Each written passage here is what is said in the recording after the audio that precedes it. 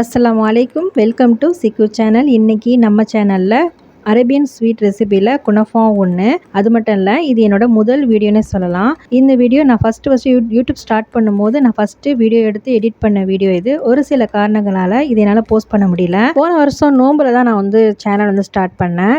அல்ஹம்துலில்லாஹ் ஒரு வருஷம் போனதே தெரியல.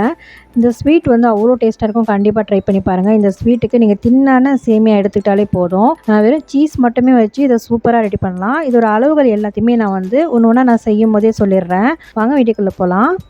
இப்போ 200 ml அளவுக்கு பால் எடுத்துங்க. திக்கான பால். நான் இன்னும் அடுப்பை ஆன் பண்ணலை. கார்ன்ஃப்ளவர் மாவு 2 டேபிள் ஸ்பூன் அளவுக்கு சேர்த்து நல்லா கரைச்சி விட்டுக்குங்க. இப்போ அடுப்பை ஆன் பண்ணிவிட்டு ப்ரௌன் சுகர் 2 டேபிள் ஸ்பூன் அளவுக்கு சேர்த்துக்கோங்க. நீங்கள் ஒயிட் சுகர் கூட சேர்த்துக்கலாம். இந்த மாதிரி க்ரீம் மாதிரி வந்ததுக்கப்புறம் அடுப்பை நல்லா சிம்மில் வச்சுருங்க. 1 டீஸ்பூன் அளவுக்கு நீங்கள் வெனிலா எசன்ஸ் சேர்த்துக்கோங்க. 50 கிராம் அளவுக்கு ஃப்ரெஷ் க்ரீம் எடுத்துக்கோங்க. அதை அதிலே சேர்த்து நல்லா மிக்ஸ் பண்ணி விட்டுருங்க. இப்போ அடுப்பை ஆஃப் பண்ணிட்டு அதை நல்லா ஆற விட்டுருங்க. இப்போ இந்த சைடு அந்த தின்னான அந்த ரோஸ்டட் சேமியா ஒரு 175 கிராம் அளவுக்கு எடுத்துருக்கு. அதை நல்லா கைகளால் நொறுக்கி விட்டுக்குங்க. பட்டர் ஒரு 50 கிராம் அளவுக்கு மெல்ட் பண்ணி அதில் ஊற்றி நல்லா மிக்ஸ் பண்ணிடுங்க. இப்போ ஒரு பேனில் பட்டர் தடவிட்டு இதில் பாதி சேமியாவை மட்டும் அதில் வச்சுட்டு நல்லா தட்டி கொடுத்துக்கோங்க. இந்த மாதிரி நல்லா அழுத்தமாக ப்ரெஷ் பண்ணி கொடுங்க.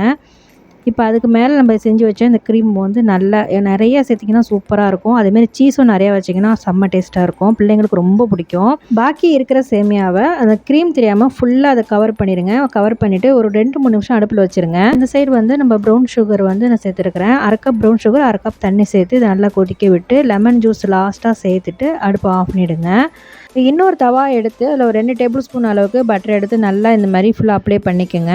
இப்போ ஃபஸ்ட்டு 2-3 மினிட்ஸ் வச்சோம் இல்லையா, அந்த பேன்லேருந்து இப்போ இந்த பேனுக்கு நம்ம மாற்ற போகிறோம். இந்த மாதிரி மாற்றும் போது கொஞ்சம் கூட அடி பிடிக்காமல் நமக்கு சூப்பராக கிடைக்கும். கண்டிப்பாக நீங்கள் பேன் மாற்றி இந்த மாதிரி செய்யுங்க. அடியில் ஒரு பழைய தோசை தவா வச்சு இப்போ இந்த தோசை தவா மேலே வச்சு ஒரு 8லேருந்து 10 நிமிஷம் அதை அப்படியே விட்டுருங்க.